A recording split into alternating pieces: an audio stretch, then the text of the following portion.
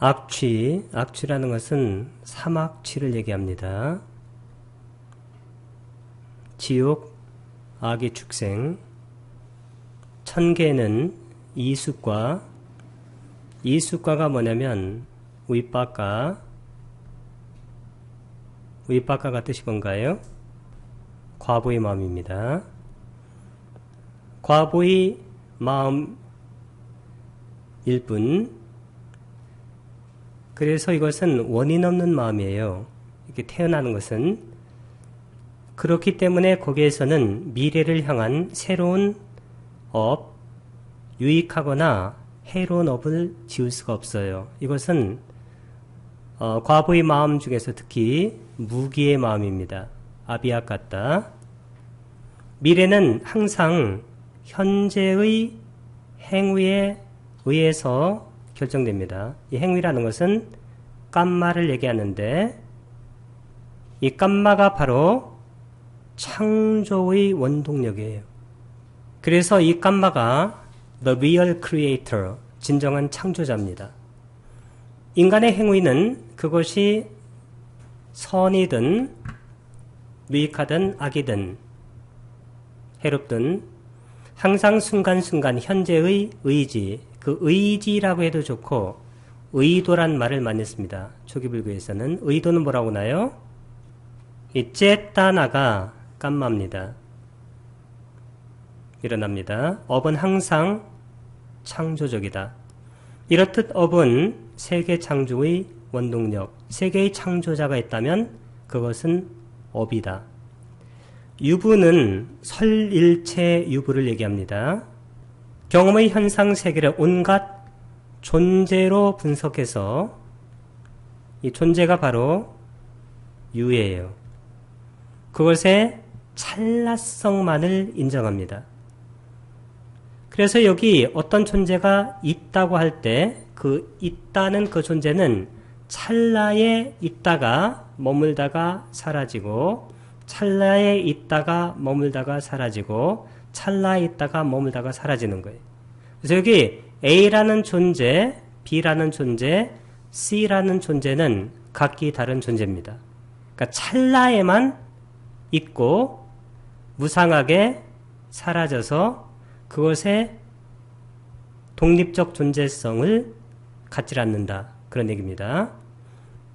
그래서 유를 오해했기 때문에 이 유부의 반대파들은 무란 말을 써서 논파게 됩니다.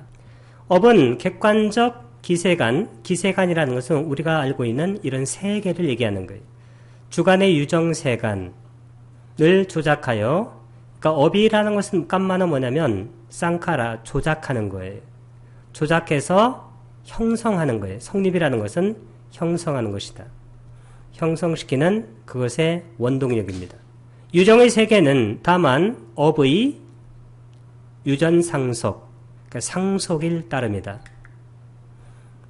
윤회의 세계는, 윤회라는 것은 뭐냐면 업을 졌기 때문에 업을 통해서 태어나는 객관의 세계일 수도 있고 우리가 보는 객관적인 세계일 수도 있고 업에 의해 드러나는 그 업이라는 것이 여기서는 경험입니다. 어떤 나의 삶의 경험에 의해서 드러나는 어떤 관념의 세계일 수도 있다. 윤회의 세계는 미혹, 번뇌에서 비롯된 업의 산물인데 이 미혹이 뭐냐면 아위자가 뭔가요? 미혹이죠? 무명의 뜻이 뭔가요? 사성제를 모른다는 뜻이 뭔가요? 무명이라는 것은 자아가 있다는 거예요. 제가 대승의 논서들을 공부하면서 느낀 게 뭐냐면 똑같습니다. 똑같아요. 자아가 있다는 것이 무명이에요. 그러니까 자아를 중심으로 해서 이루어지는 그런 행위가 뭐냐면 다업입니다. 마치 풀벌레가 풀잎 끝에 다다르면 문득 다른 풀잎으로 옮겨가듯이 아트만은 초기 불교 용어로는 아따예요. 저쪽 대승불교 산스크리트로는 아트만. 자, 무명을 지닌 채로 이 육신을 떠나 다른 육신으로 옮겨가는 거예요. 마치 대장장이가 금붙이를 가지고서 이러저러한 온갖 장신구를 만들어내듯이 아트만 자아도 무명을 지닌 채 온갖 모습의 존재의 모습을 취한다. 이것은 우파니샤드적인 그런 관점입니다. 이것은 자아가 있다는 관점이에요. 불상응 행법인 명근, 이 명근은 아비담마에서는 어디에 들어가나요? 모든 마음에 공통되는 공통의 마음부스잖아요. 6번째. 명근을 뭐라고 그래요? 빨리어로? 한 사람만 얘기하네요. 지위딘들이야. 이 명근을 아비달마에서는 마음과 상응하지 않는 불상응 행법에 넣습니다. 불상응 행법 대표적인 게 전 시간에 뭐라고 그랬어요? 또 멸진정이 있다고 그랬잖아요. 불상응 행법인 명근은 의식과 마음과 체온을 유지하게 함으로써 어떤 유정이 일생 동안 유정으로서의 보편성, 즉 동분, 같은 성분을 지니게 하는 힘이다. 이렇게 하나 알아놓으시면 되겠습니다. 유정의 생사, 유전의 4가지 단계가 있는데 이것은 초기 불교에서는 많이 다루지 않은 것들입니다. 생유, 생명이 현상하는 첫 순간이고, 사유는 현생의 최후 순간, 죽음의 존재입니다. 본유는 생유와 사유 사이. 그 다음 뭐가 있을까요? 중유가 있죠. 이 중유는 상자보에서는 다루지 않는 그런 개념입니다. 실제로 경전에는 중유의 의미가 가끔 나온다고 합니다. 사유와 생유의 중간인데 여기 중요한 말이 나와 있습니다. 우리가 보통 사유에서 중유를 거쳐가지고 다시 생유로 가는데 49일 걸린다고 하잖아요. 그런데 중유는 유부의 정설에 따르면 오래 머무는 일 없이 바로 결생, 재생 연결식으로서 연결된다는 거예요. 이게 바로 유부의 정설입니다. 우리가 공부하는 것과 똑같은 얘기입니다. 이게. 그 다음에 여기도 아주 중요한 얘기인데, 만약에 남성의 중유이면 어머니에 대해서 애욕을 갖게 된다는 거예요.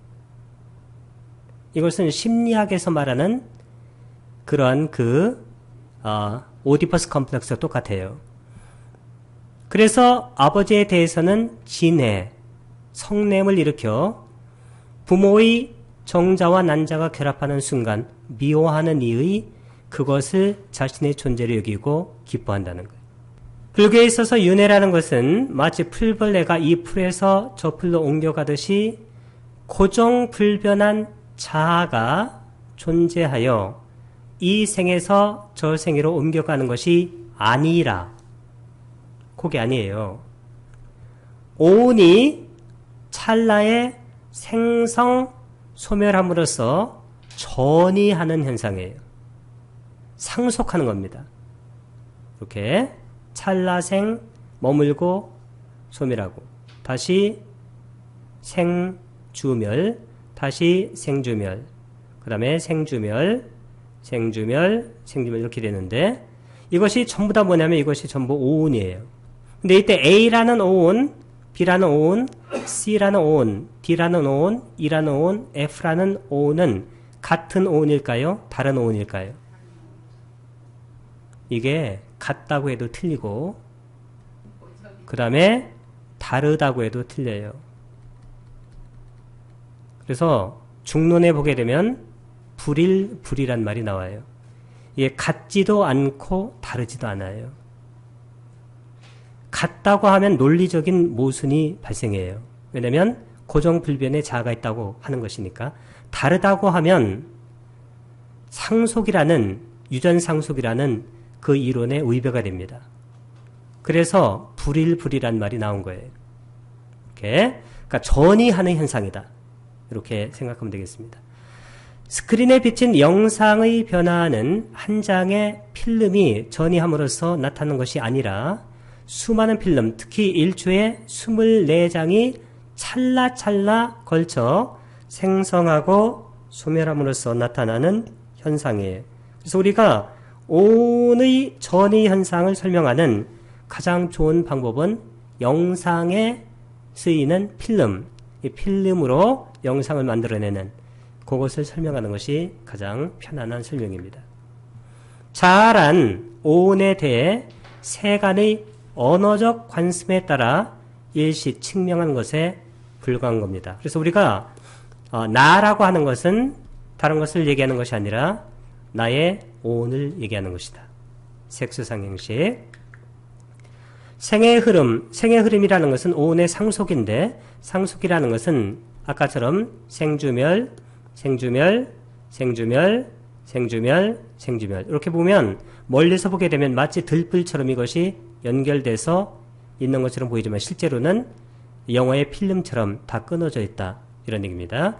자, 그것을 떠나 그것을 가능하게 하는 실체로서의 자아는 존재하지 않는다.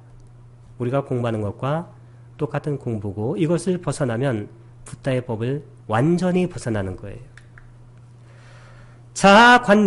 관념입니다. 아이디어예요. 악연은 모든 번뇌와 업의 원천이에요.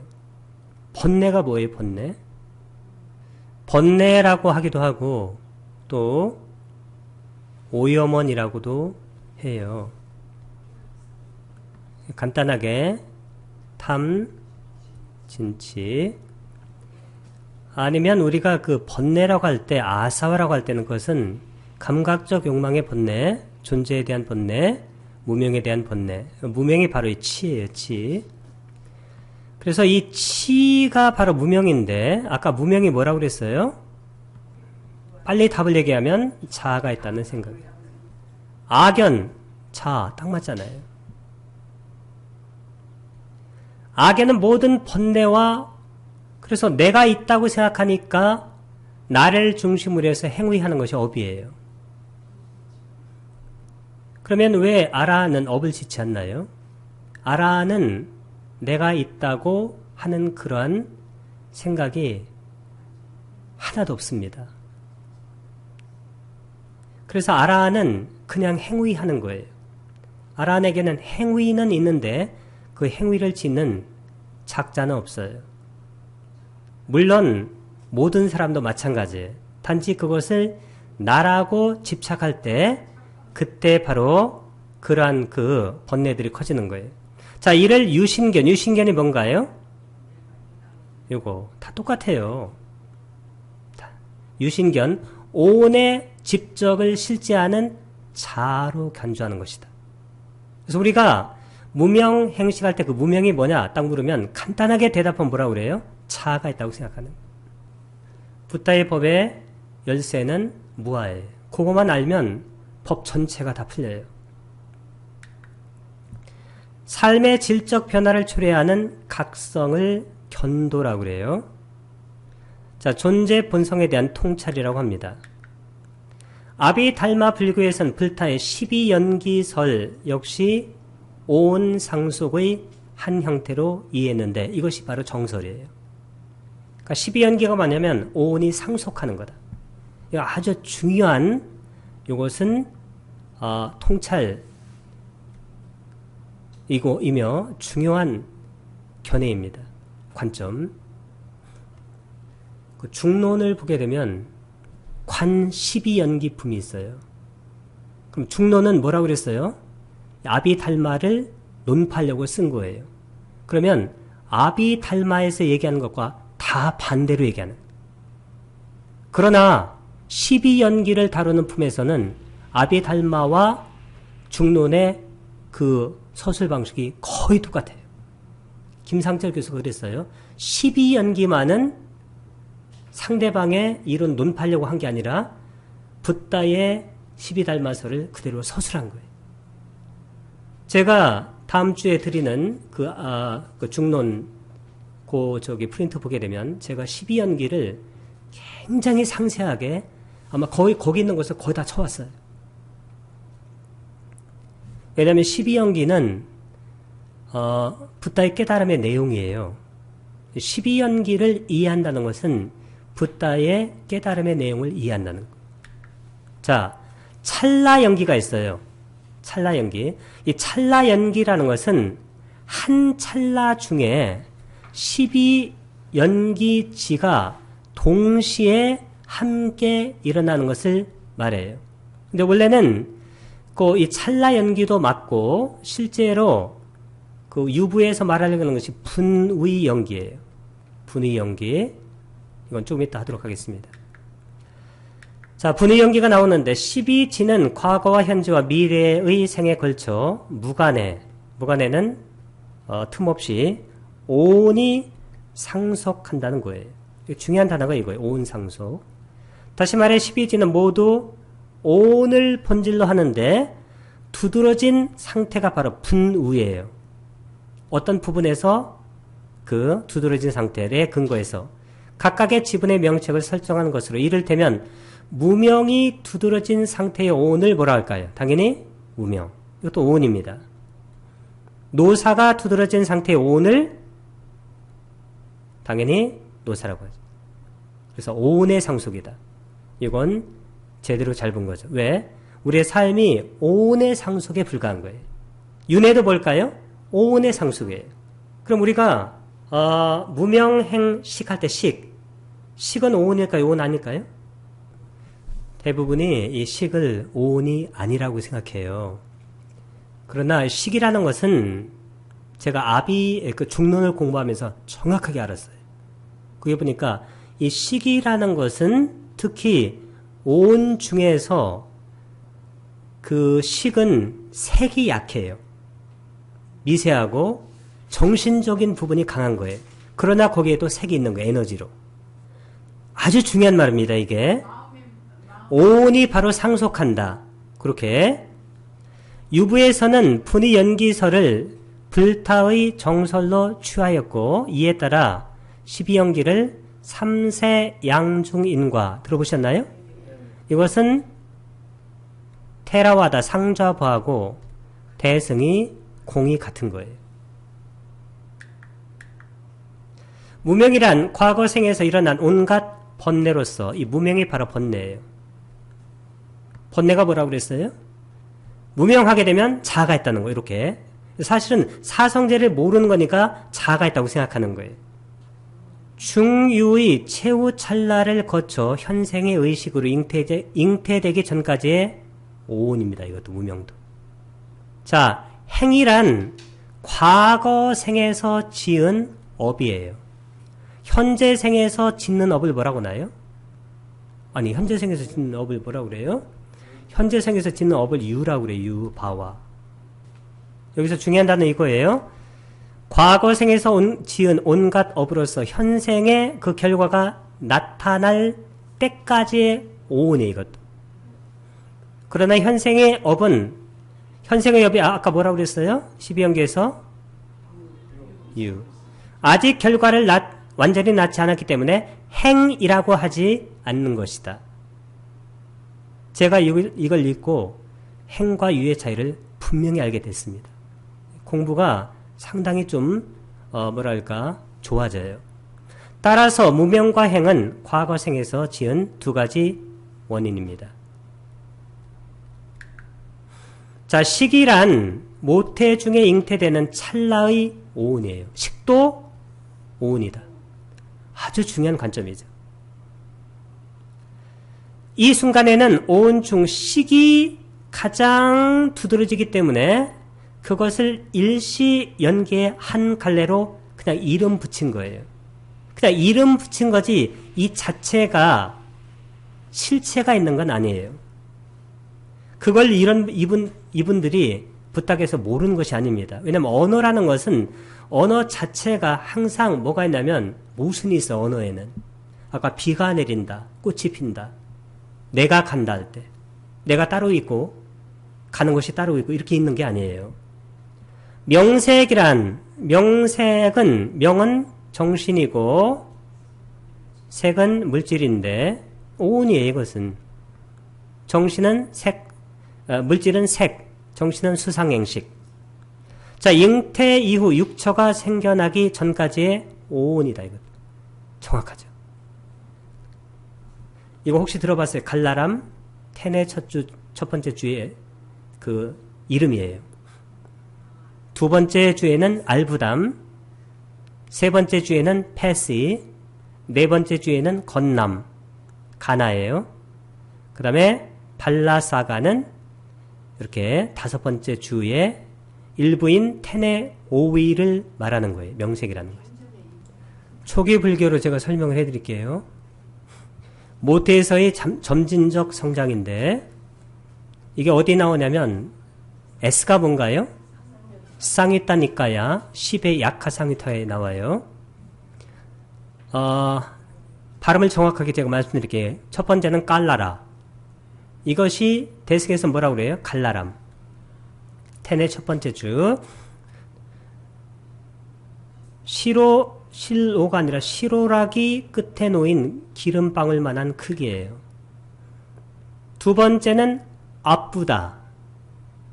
저쪽 아비달마에서는 알부담. 발음이 많이 틀려집니다. 두 번째 주. 자, 살코기 씻은 물의 색깔이라고 했습니다. 자, 세 번째는 빼시. 저쪽 아비달마에서는 패시. 세 번째 주. 녹은 주석과 같은 것이고, 네 번째는 가나. 아비달마에서는 간남. 네 번째 주. 다섯 번째, 이건 고깃덩어리고, 다섯 번째 주에는 빠사카예요. 저쪽 아비달마에서는 발라사가. 다섯 번째 주. 손, 하타, 팔, 빠다, 머리, 시사. 이런 것들이 생겨요. 그리고 42번째 주가 지나서 10달 출산하는 시기. 그걸 빠리나따 깔라라고 그래요. 그때가 되면 머리털, 몸털, 발톱이 다 생깁니다. 첫 번째는 깔라라, 두 번째는 아프다, 세 번째는 빼시, 네 번째는 가나, 다섯 번째는 바사카. 육철한 안근 등이 생겨나면서부터 근, 육내처, 견, 육외처, 식이 3, 4 화합한다고 그랬어요. 그 전까지의 오온입니다. 육처도 오온이다. 아까 명색도 오온이고. 자, 잉태 중의 다섯 번째 단계는 아까 발라사가를 말하는 것이다. 촉이란 근경식이 삼합하는 거예요. 있을지라도 아직 괴로움이나 즐거움의 자각이 분명하지 않은 상태의 오온이에요. 이런 것은 정말로 잘 본 것 같아요. 그러니까 촉도 오온이다. 그래서 우리 삶이라는 것은 전생이나 아니면 금생이나 아니면 어머님의 뱃속에 있을 때나 전부 다 오온 상속이다. 이렇게 기억하는 거죠. 이해하는 거죠. 12연계 자체가 전부 다 오온 상속이에요. 자, 이러한 상태는 태어나면서 3, 4세까지의 단계이다. 수란 느낌인데 괴로움 등의 지각은 생겨났으나 아직 애탐은 애예요. 일으키지 않는 오온이에요. 5에서 7세부터 혹은 14에서 15세까지의 단계를 말한다. 그리고 식으로부터 수에 이르는 5가지는 식, 명색, 유깁, 촉수. 과거생에 지은 2가지 원인, 무명과 행에 의해 초래되는 현재 생에서의 결과. 그래서 우리가 이것을 인과라고 그러죠. 인과. 지금 인과가 한 번 나왔습니다. 애라는 것은 우리가 보통 가래라고 하는 거예요. 가래, 딴하. 가래란 의복 등 물자와 이성에 대한 애탐이 생겨났지만 아직 널리 추구되지 않은 상태의 오온이고, 이 널리 추구되는 상태의 그 오온을 뭐라고 그래요? 취착이라고 그러잖아요. 16세 이후부터 성령계에 이르기까지의 단계를 말합니다. 취라는 것은 취를 뭐라고 그래? 빨리 열어. 오빠, 나. 애탐이 증가하여 애호하는 온갖 물자와 이성을 추구하는 상태의 오온이에요. 그래서 이것은 탐욕이 강화된 상태입니다. 그리고 이것은 탐욕이 강화되고 그것이 하나의 삶의 어떤 뭐랄까 패턴, 삶의 견해로 어떤 인생관을 갖고 살아가는 상태예요. 인생관입니다. 일종의 성년기에 해당합니다. 앞의 예가 처음 일어난 탐이라면 그렇죠. 취는 그것이 강력해진 것이에요. 여기에는 육취가 뭘까요? 감각적 욕망에 대한 취착, 견취, 사견에 대한 취착. 그 다음에 계금치는 어떤 계율과 의례의식에 대한 취착. 이게 바로 전부 다 뭐냐면 이게 그 김성철 교수는 인생관이라고 그랬어요. 인생관. 그렇죠? 그 다음에 요거 아어치가 뭔가요? 자가 있다는 어는 이론이에요. 이론에 대한 취착이에요. 결국 자가 있다고 생각하고 사람들이 살아가면 그 삶이 취착하는 삶이에요. 따라서 애와 취는 번뇌예요. 왜 이걸 번뇌일까요? 아까 번뇌가 뭐라고 그랬어요? 자가 있다는 그런 생각 자체가 번뇌예요. 이 번뇌 때문에 이걸 탐진치할 때 치인데 자가 있다는 것이 탐이죠. 이게 애와 취는 이거 탐. 그 다음에 진치할 때 그러면 이 번뇌라는 것이 원래는 탐진치를 얘기하는 건데 이건 전부 다 자가 있다는 것에서 나온 거예요. 그러니까 자가 있기 때문에 나를 중심으로 해서 탐욕을 부리고 이루어지지 않으면 어떻게 돼요? 화를 내고 그게 바로 치의 상태예요. 그러면 이건 어떻게 될까요? 이건 사실상 과거생에서의 무명과 동일한 것이죠. 왜? 무명도 번뇌고 애취도 번뇌니까. 이게 12연기가 무시무종으로 돌아가는 것을 설명하는 거예요, 지금. 자, 유라는 것은 유를 빨려로 뭐라고 나요? 바와는 존재인데 이 존재는 업이에요, 여기서. 자, 유라는 것은 취에 따라 어떤 인생관에 따라서 미래 존재를 낳게 하는 업을 조작하는 거예요. 이러한 업이 직접된 상태의 오운이에요, 이것도. 자, 이것에 의해 생이라고 하는 미래의 과보가 존재하기 때문에 유라고 일컬어지고 이 같은 의미에서 볼 때 이것은 과거생에서의 뭐와 같을까요? 행과 같다. 왜? 행도 업이니까. 자, 생이란 전생의 업, 즉 유에 의해서 초래되는 미래생의 첫 찰나의 오운이에요. 뭐와 같을까요? 식과 똑같잖아요. 첫 찰나의 오운이니까. 이것은 사실상 현재 생에서의 식에 해당합니다. 그럼에도 불구하고 이를 식이라 하지 않고 생이라고 이름한 것은 미래세의 과보임을 나타내기 위한 것으로 미래세 중에서 태어난다고 하는 사실이 가장 두드러지기 때문에 식이라고 하지 않고 생이란 말을 썼다. 아주 훌륭한 분석이죠. 노사란 태어남과 더불어 이전 생에서 지은 업, 유에 의해 수동적으로 초래되는 오운이에요. 뭐와 같을 것 같아요, 여기? 명색, 유깁, 촉수와 똑같잖아요. 그거 아까 식은 아까 뭐가 같냐면 생과 같으니까 노사는 명색, 유깁, 촉수를 노사라고 이름 지었다. 그러니까 미래의 명색, 유깁, 촉수는 노사예요. 자, 그럼에도 노사라고 이름한 것은 그것에 대해 기뻐하는 마음을 버리고 근심의 마음을 낳게 하기 위해서이다. 12가지 관계를 요약하면 무명과 행은 과거생에서 지은 현재의 원인이 뭐라고 그랬어요? 인. 식에서 수, 식, 명색, 유깁, 촉수에 이르는 5가지는 결과는 뭘까요? 과. 이상은 과거 현재의 인과입니다. 애취유는 현재 생에서 지은 미래생의 원인, 여기도 인이고 생노사는 결과니까 과. 인과가 몇 개 있나요? 2개 있잖아요. 2개. 이상 현재 미래 원인 인과입니다. 이처럼 유부 아비달마에서는 12연계설을 3세에 걸친 3세가 뭘까요? 과거, 현재, 미래. 양중이 뭐냐면 인과가 몇 개 있다는 거예요? 2개 있다. 이해했습니다. 이것은 중론에서도 똑같이 이렇게 이해하고 그 다음에 유식에서도 같이 이해했어요. 이것은 정설입니다. 그리고 3세에 걸친 인과적 관계를 떠나 실제적인 작용 관계로 본다면 애취는 아까 번뇌라고 그랬잖아요. 무명과 같다고 그랬어요. 무명에 해당하고 유는 뭐에 해당해요?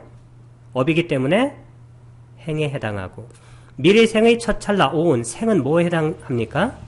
시계. 노사는 명색 유깁촉수에 해당하기 때문에 12지만설에서도 이것으로 끝없는 생사의 윤환적 돌아가는 과정을 설명할 수 있다는 거예요. 자, 나아가 그들은 끝없는 생사 윤환적 과정을 보다 구체적으로 설명하기 위해 12지를 각각 번뇌를 뭐라고 그래요? 길레사. 그래서 우리가 12연기를 가장 쉽게 이해하는 방법이 사리부탁에서 뭐라고 했냐면 번뇌의 회전. 이게 바로 길레사예요. 번뇌가 있으면 뭐가 있을까요? 업의 회전. 업은 뭘까요? 깜마. 이 회전은 뭐라고 하냐면 회전은 왔다라고 그래요. 왔다. 이거 전에 써드리지 않았어요? 써드렸죠? 여기는 깜마 왔다. 그 다음에 업을 지으면 뭐가 생겨나요? 과보. 과보의 회전. 과보는 뭐라고 나요? 아까 위빠까. 회전은 왔다. 자, 업의 회전이 있으면 번뇌의 회전이 있기 때문에 업이 회전하고 업이 회전하기 때문에 과가 회전하고 그리고 번뇌가 회전하고 업이 회전하고 과가 회전하고 이렇게 돌아가는 거예요. 그러니까 12연기를 가장 짧은 회전으로 돌리게 되면 이 세 가지예요. 번뇌, 업, 과보. 다 되시죠? 여기 번뇌 이게 1번이에요. 업 번뇌는 아까 뭐라고 그랬길래서 업은 깜마. 괴로움의 현실 이것이 바로 뭡니까? 세 번째 아까 무슨 회전이라고 그랬어요? 이게 바로 과보예요. 뭘까요? 빨리어로 위빠까. 세 가지. 그래서 한문으로는 이게 번뇌가 혹이고 업은 업이고 괴로움이 현실 사예요. 분별하였다. 앞에서 언급하였듯이 괴로움으로 표상되는 생명의 세계는 업에 의해서 초래되며 업은 번뇌로부터 비롯된다. 즉 현재 생의 원인이 되는 무명은 자아가 있다는 거예요. 자, 미래 생의 원인이 되는 애취는 번뇌를 본질로 하고 현재 생의 원인이 되는 행과 미래 생의 원인이 되는 유는 업을 본질로 하며 현재 생의 식, 명색, 유깁촉수와 미래생의 생노사는 괴로움의 현실. 이게 뭘까요? 이게 바로 결과가 뭔가요? 아까? 과보, 위빠까. 이해가 되시죠? 따라서 과거생의 번뇌와 업인 무명과 행에 의해 현재 생의 식 등의 5가지 결과가 생기며 현재생의 번뇌인 애취, 유어에 의해서 미래생의 생노사가 생기는 것이다. 이상의 내용을 도표로 나타내면 다음과 같은데 제가 보여드릴 테니까 여기 한번 봐보세요. 스크린을. 12연기입니다. 자, 첫 번째는 뭐가 있는? 무명. 두 번째는 행. 세 번째는 네 번째는 명색 유깁촉수. 이것을 하나의 덩어리로 잡아야 돼요. 그 다음에 애취. 하나의 덩어리로. 번뇌니까 이게. 그 다음에 유는 왜 빨간색일까요? 아빠 행과 같으니까. 그 다음에 생, 노사. 자, 그러면 여기 밑에 화살표를 잘 보세요. 무명과 뭐가 같다고 그랬어요? 애취. 행은 뭐와 같아요? 유와 같고. 식은 생과. 명색, 유깁촉수는 이거 하나씩 보니까 이해가 잘 되죠? 자, 그 다음에는 요 무명과 행은 과거의 두 가지 인이에요. 원인. 과거생입니다. 이것은. 그 다음에 식, 명색, 유기촉수는 현재의 5가지 결과예요. 자, 그리고 애취는 현재의 3가지 원인이에요. 이것은 뭘까요? 현재생이다. 자, 그 다음에 생노사는 미래 이과입니다. 그럼 이것을 뭐라고 그래요? 미래생. 다 합해가지고 삼생 양중인과. 이렇게 하나씩 보여드리니까 이해가 잘 되죠? 자, 두 번째, 여기부터 중요해요, 이제. 자, 여기는 무명, 그 다음에 여기, 아까 무명과 같은 것이 애취라고 그랬어요. 그러면 무명, 행식, 명색, 유깁, 촉수, 애취. 행은 유와 같다고 그랬잖아요. 식은 생과 같고, 명색, 유깁, 촉수는 노사와 같고, 애취는 다시 무명, 유는 행, 무명행, 생은 식, 그 다음에 노사는 명색, 유깁, 촉수, 그 다음에 노사, 이런 것을 뭐라고 그래요? 무시무종이다, 이렇게 얘기해요. 이 같은 12지만으로도 무시무종의 상속하는 윤회의 세계를 충분히 드러낼 수 있죠. 인도의 어떤 철학 종교 사상에서도 윤회 전생하는 인간의 괴로운 삶을 규정하는 1차적 근거는 어떤 선엄적, 이것도 전에 써드렸어요. 아프리오리. 선엄적이라는 것은 뭐냐면 경험에 선행하는 독립적인 인식이 있다는 거예요. 그런 선엄적 원죄가 아니라 자신의 업입니다. 나를 창조하는 것은 나의 업이에요. 그리고 그 같은 업을 낳게 하는, 다시 말해 인간의 괴로운 삶을 규정하는 2차적 근거는 뭘까요? 번뇌. 번뇌가 아까 무지하고 그 다음에 욕망인데, 이 욕망은 뭐냐면 이게 가래예요, 가래. 아까 번뇌 2가지 있다고 그랬죠. 무명하고 애취유. 애취 2가지. 여기는 가래하고 뭘 얘기하면 되겠어요? 이는 인도 철학의 기본적인 논의 패턴입니다. 업의 근거는 번뇌입니다. 아까 번뇌의 회전, 그 다음에 업의 회전이니까. 그 결과는 괴로움, 과보. 그리고 괴로움은 다시 번뇌를 일으키고, 번뇌의 회전. 이를 원인으로 업이 나아지며 업의 회전. 이것은 다시 괴로움의 세계가 초래되는, 이게 과보의 회전. 바야흐로 번뇌와 업과 과보의 괴로움의 현실 세계가 창조되게 된다. 인간의 사유 분별에 의해서 차별된 일체의 세계는 환영이에요. 이게 실제하는 세계가 아닙니다. 나의 의식에서 조작한 세계예요. 이런 것을 유식에서는 굉장히 정밀하게 분석하는 거예요. 제가 이거 전에 그림 그려서 말씀드렸어요. 내가 이 물병을 푼다 할 때 이 물병을 보는 게 아닙니다. 이 물병은 절대로 볼 수 없어요. 이 물병은. 이 물병이, 이 물병에 광자가 튀어가지고 나의 눈에 닿고, 이 눈에서 케이블로 뇌로 연결돼요. 그러니까 뇌에서 상이 거꾸로 맺혀요. 상을 거꾸로 맺히면 다시 뒤집어가지고 해석해요. 그래서 내가 보는 것은 앞에 있는 얘가 아니고 이 속에 있는 해석된 이미지, 그 표상이라고 해요. 그 표상을 보게 된다. 그리고 저쪽 이 유식에서는 그 표상을 다시 마나스에서 심상으로 바꿔요. 그럼 어떻게 돼요? 완전히 우리가 보는 것은 환영을 보고 있는 거예요. 유부는 유정의 존재 근거를 자아가 아닌, 절대 자아가 아니에요. 오온의 인과상속으로 이해했는데 정확한 이해입니다. 12연기설은 결국 뭘까요? 12연기와 같은 것이 뭐냐면 사성제예요. 사성제는 결국 뭘 얘기하는 걸까요? 제가 전에 얘기한 거하고 전혀 틀리지 않습니다.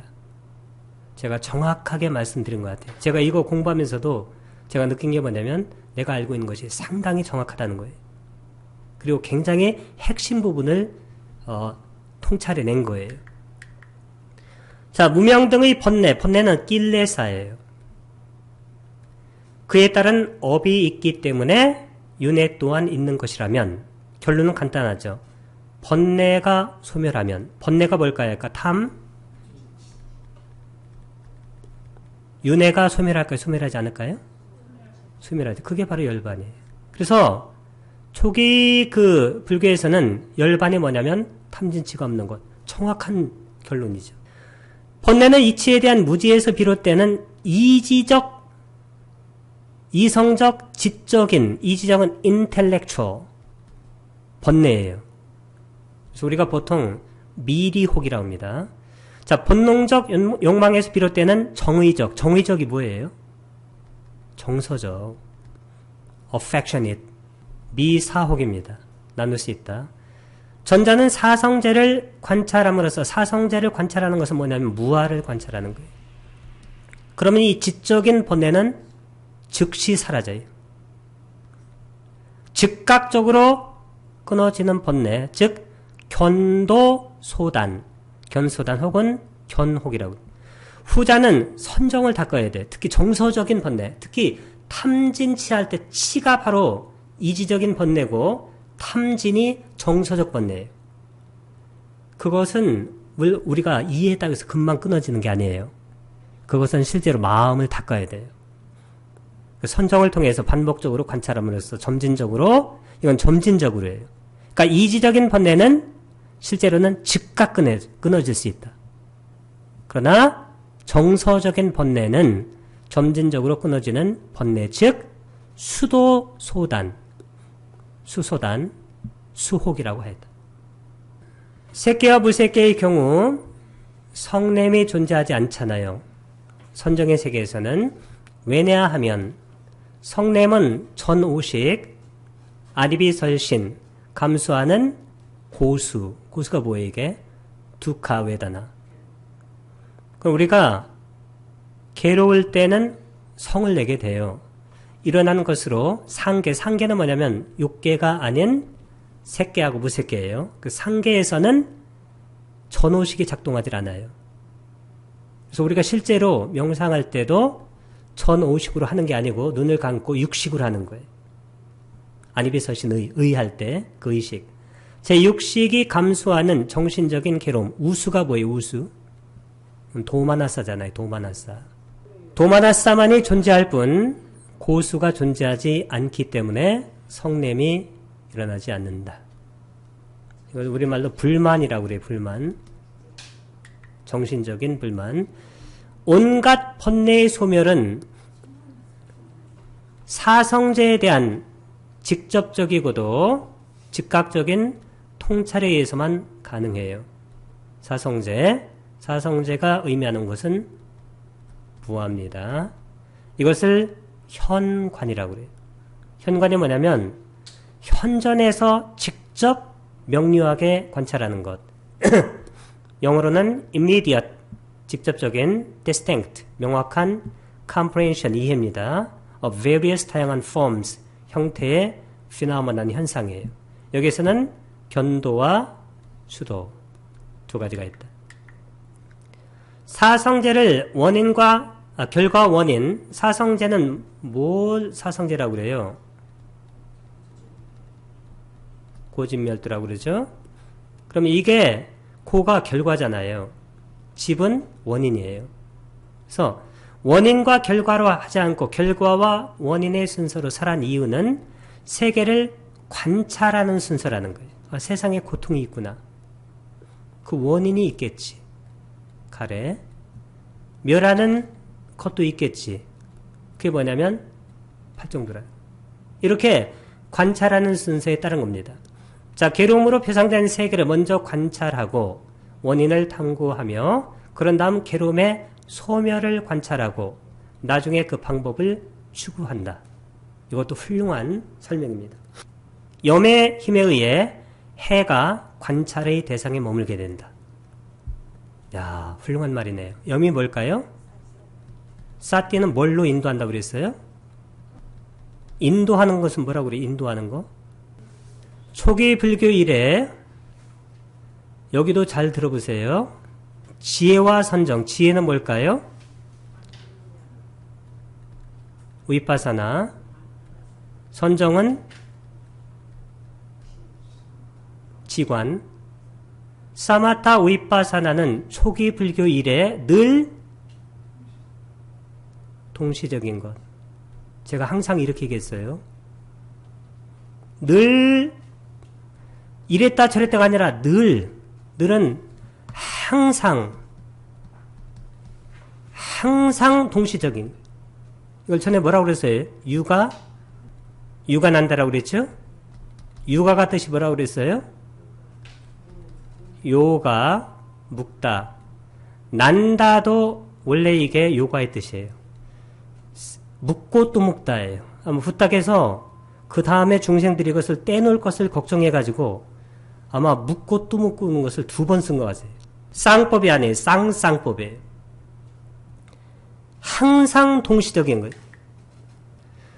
지혜가 세계를 관찰하는 1차적인 조건이라면 선정보다는 어쩌면 지혜가 더 1차적이에요. 선정은 지혜를 강화시키는 조건이 됩니다. 사실은 지혜와 선정은 지관, 사마타 위파사나는 연기 관계에 있는 거예요. 만약 위파사나가 없으면 사마타가 붓다의 법에서는 별 필요가 없어요. 사마타가 없으면 위파사나가 안 돼요. 서로 연기 관계에 있는 거예요. 자, 사정녀가 뭔가요? 4가지 선정. 선정을 정녀라고 그래요. 정녀가 뭐냐면 고요하게 안 돼서 사유한다는 거예요. 일반적으로 고요함, 지가 뭔가요? 헤아림, 과는 위파사나. 이것이 균등이 바로 유관한다. 균등하여 온갖 공덕을 낳는데 큰 힘을 필요로 하지 않기 때문에 낙통행이라고 그래요. 즐겁게 회통하는 행위라는 거예요. 여기서 중요한 단어는 동시적이다, 균등하다, 전부 다 유관한다를 경 그대로 해석한 거예요. 이것은 제가 보기에는 저쪽 테라와자 쪽보다는 훨씬 더 잘 된 것 같아요. 너무 저쪽에는 저쪽 주석서로 이렇게 흘러가지고 한번 나눠지니까 이게 회통이 되질 않아요. 사정년은 또 나왔어요.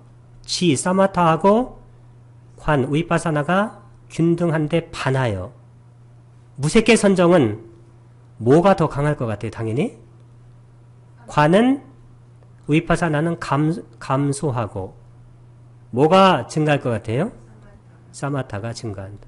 물론 2개가 이렇게 좀 강하고 약한 것이 있는데 색계 선정은 2개가 동등하다는 거예요. 그래서 붓다가 깨우친 거예요. 위파사나를. 맨 처음에는 붓다가 위파사나를 안 하는 사마타만 이렇게 닦았어요. 어떤 스승들에 의해서. 그러니까 비상비비상처까지 간 거예요. 가고 나서 다시 현실세계에 들어오니까 또 현실세계는 다른 거예요. 어떤 스님은 그렇게 얘기했어요. 말짱도루묵이라고. 그리고 실제 어떤 스님은 어떻게 말씀하시냐면 이 선정이라는 것은 앉아있을 때만 선정이 아니라는 거예요. 상가라키타 반때 가서 이렇게 움직이는 것을 보세요.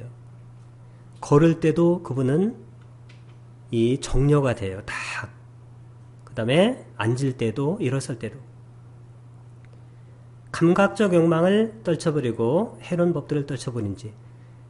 그분이 앉아서 명상할 때만 아니고 걸을 때도 밥 먹을 때도 다 그렇게 돼서 이 사정려라는 것은 꼭 좌선만 해당되는 게 아니라는 거예요. 그렇다면 선정할 때만 되고 현실생활에서 안 되면 어떻게 될까요? 어떤 스님 말대로 말짱 도루묵 되는 거예요. 실제로 삶을 살아갈 때 항상 고요하고 그쳐야 돼요. 그리고 항상 무상고무아가 항상 있어야 돼요. 그러면 어떤 상황에서도 다른 것과 부딪히질 않아요. 왜? 나의 자의 벽이 없으니까. 그런 분들은 업을 짓지 않습니다. 왜 색계의 선정을 정려, 짜나, 이게 선정이라고 하는가? 여기에서는 심리 상태는 고요와 헤아림. 고유가 뭘까요? 지. 헤아림은 관. 선정. 지와 관이 균등하기 때문이다. 이건 사실은 더 많은데 제가 몇 개만 뽑아온 거예요. 내용이 다 똑같잖아요. 정년은 비록 심일경성을 본질로 하지만 이와 더불어 헤아림의 내용을 거기에 반드시 갖고 있습니다. 제가 전에 항상 말씀드렸어요. 삼선정이 뭘까요? 삐띠아자 위라가 우백하고자 위아라티 사또자 삼바자노. 희열이 빗발했기 때문에 평온하게 머물고 마음 챙기고 분명히 알아차리며. 분명히 알아차리잖아요. 어떤 분들은 아무리 그런 거 나와도 그게 그런 말들이 잘 믿어지질 않아요. 왜냐면 어느 견해를 갖게 되면 그 견해에 우리의 뭐라고 하냐면 우리의 알미 완전히 압도당해가지고 다른 것은 보이지 않게 돼요. 그래서 중요한 것들이 그 정견을 갖는 것이 굉장히 중요한 거예요. 자, 그 다음 초정녀가 초선정이에요. 이생희락지라고 그래요. 이생이 뭘까요? 이가 뭐냐면 위외가, 위외가자, 떨쳐버렸음에서 생긴 희열과 행복, 희락. 이정녀는 정생희락. 이 정이 뭘까요? 정이 사마디죠. 아니 뭘 이렇게 열심히 생각하시느라고. 아니 이선정이 사마디짱, 산매에서 생긴 삐띠수캉, 두띠양자낭, 우빠삼바자 위하라띠. 그 다음에 이희묘락이 뭘까요? 삼선정. 삐띠를 여위고 묘락이 뭐냐면 락이 이게 행복의 수카. 삼선정은 키워드가 수카예요. 아시죠? 근데 묘락인데 이 삼선정부터 뭐가 나오냐면 우페카가 나와요. 우페카 나와요? 안 나와요? 그거예요. 자, 사선정은 뭐냐면 우리가 보통 사념청정이라고 하는데 여기서는 염사청정이라고 그랬어요. 원래는 사념청정이라고 많이 해요. 우페카 사띠 파리스팅. 이게 뭐냐면 우페카 평온이에요. 평정하고 사띠가 성성하고. 사띠는 뭐냐면 아까 빤냐를 인도한다고 그랬어요. 빤냐가 있는 거예요. 거기에 빤냐가 반드시 있는 거예요. 위파사나가. 그래서 평정하면서도 위파사나 빤냐가 있고 그리고 청정한 마음이에요. 그래서 우리가 보통 해석은 평온으로 인해 마음 챙김이 청정하는데 제 생각에는 그게 아니고 평온과 그러니까 평정과 마음 챙김과 그 다음에 청정한 마음이에요. 사선정의 마음을 뭐라고 그랬어요? 사선정의 마음. 사정정의 마음이 지극히 청정한 마음이라고 그랬죠. 유식이 왜 만들어진지 아세요? 유식. 우리가 명상을 하게 되면 밝게 빛나는 마음 있잖아요. 있어요? 없어요? 어떤 교수가 그거 설명하던데 모든 신비가들이 명상을 딱 시작하고 어느 정도에 딱 하게 되면 마음이 빛난다는 거예요. 밝게 빛난. 사실은 밝고 맑은 마음이에요. 그 밝고라는 것은 지적으로 밝고 맑은 아까 정서적으로 맑다는 거예요. 그러니까 탐진치가 없는 거예요. 그러니까 밝고 맑은 그 마음과 다 조우하게 된다는, 만나게 된다. 그것을 유식에서 청정한 마음이라고 한다. 이게 바로 사선정의 마음이에요. 사정녀, 사선정은 어떠한 동요도 없는, 여기 사정녀 이걸 얘기하는 거예요. 사선정. 경지로서 모든 관법의 대상은 관법이 위파사나예요. 궁극적으로 여기서 증득이 되는 거예요. 사선정에서. 붓다가 몇 선정에서 깨우쳤어요? 사선정에서. 불타의 모든 공덕 또한 여기에 근거하는 것이다. 불타는 여기서 숙명지를 또 뭐라고 하는데? 숙명통. 사생지, 죽어서 어디에 태어나는 거예요, 이게? 천안통. 누진지, 누진통. 삼명을 얻어서 깨달음을 성취했고, 이로부터, 즉, 사선정에서 출정한 후에 반열반, 완전한 열반을 성취한 거예요. 만약에 여기서 출정 안 하면 어떻게 되나요? 그럼 새끼 사선정이 태어나는 거예요. 말이 안 되잖아요, 그러면. 아주 훌륭한 설명입니다. 불타의 가르침에 따라 아란으로서의 길을 걷는 성문, 성문이라는 것은 이 테라와다를 생각하면 상자고, 붓다의 가르침을 따라서 수행하는 그런 성문의 제자들은 보살과 같은, 그러니까 보살과 건널 수 없는 거리를 둠으로써 절대로 남방에서는 보살이라고 하지 않아요. 왜냐하면 보살은 붓다가 되기 바로 전 단계를 보살이라고. 불타의 지위를 엿보는 불소남을 결코 범하지 않았어요. 결코 범하지 않았어요. 단 한 사람도, 사리붓다도 못 갈라놔도. 자, 대승 공간의 1차적 타켓은 기존 성문승, 테라와다예요. 특히 유부, 설일체 유부의 비바사사는 뭐냐면 그들 설일체 유부 스승들을 얘기해요. 자, 그렇지만 그들에게 있어 대승은 애당초 논의의 대상조차 되지 않았어요. 그러면 이 대승에서는 설일체 유부에 비판했는데 설일체 유부는 대승을 비판했을까요? 안 했을까요? 논의의 대상조차 되지 않았던 거예요. 왜? 이상한 얘기 하니까. 신흥의 대승은 다만 소수 신출내기들의 그냥 아마추어였을 뿐이었어요. 대승은 기존의 성문승을 비판이 아닌 부정의 대상으로 취급하였으며 이에 따라 생겨난 명칭이 바로 소승입니다. 이 소승이 뭐냐면 열승이란 뜻이에요. 열승. 열등한 수레, 희나야나. 대승의 논사들은 그들의 대승 경론을 어디서 가져왔다고 그래요? 용궁. 용수가 바로 용할 때 그 용이에요. 도솔천에서는 뭘 가져왔어요?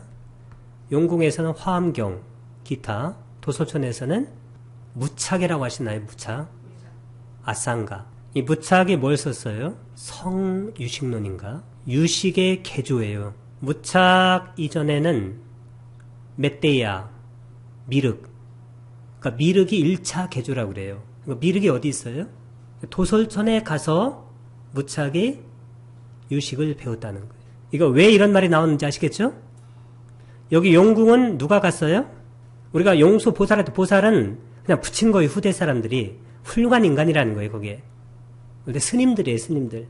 그래서 용수 스님은 용궁에 가서 대승경전을 갖고 오거나 배우고 무착은 도솔천에 가서 유식을 배우거나 아니면 가져왔다고 과장하기도 했어요. 그들은 불타의 말씀을 새롭게 해석한 것이 아니에요. 아니라 새로운 붓다의 말씀을 이분들이 스스로 만드는 거예요. 특히 인도의 나란다 대학에서 이렇게 만들었어요. 이 대승의 경전은 만든 거예요. 만든 거. 근데 만들었는데 맨 앞에 여시함은 나는 이렇게 들었다고 이렇게 얘기한 거예요. 그러니까 새로운 불타의 말씀을 결집한 거예요. 기성의 입장에서 볼 때 어떨까? 이것은 불교라고 할 수 있어요? 없어요? 불교라고 할 수 없는, 그리고 그 결함은 이루 말을 할 수가 없죠. 그래서 아예 도외시한 거예요. 도외시. 아예 신경을 안 쓴 거예요. 그 결함은 너무나 상식적인 것이어서 논의할 가치조차 없었는 거예요. 그 당시에는. 그냥 놔둔 거예요. 그러니까 대승에 대한 공격이 없어요. 근데 가끔 있어요. 왜냐면 그 용수의 중론을 보게 되면 그 논적들이 한 얘기가 나와요. 니네가 이렇게 이렇게 무고진멸도 사성제가 없다고 하면 그것은 뭐 붓다의 말씀을 어떻게 하는 것이다 그러면 또 용수께서 뭐라고 하세요? 대신 기신론의 생멸과 진여의 근원으로서의 일심. 이거 일심의 실제성은 초기 불교에서 일탈한, 완전히 벗어난 것일 뿐만 아니라 도리어 불타가 비판 대상으로 삼은 우파니샤드의 뭘까요? 아트만. 자아론적인 것이라고 할 수 있다는 거예요. 이것은 제가 한 말이 아니고 요 교수님께서 여러 가지를 통찰해서 하신 말씀이에요. 불교학의 실증적 연구가 이루어짐으로써 대승 비불설. 대승이라는 것은 불설이 아니다. 불설이 본격적으로 제기된 거예요. 불교가 대승이라는 이름 하에 보편 체계로 해석되는 것은 위험한 일이다.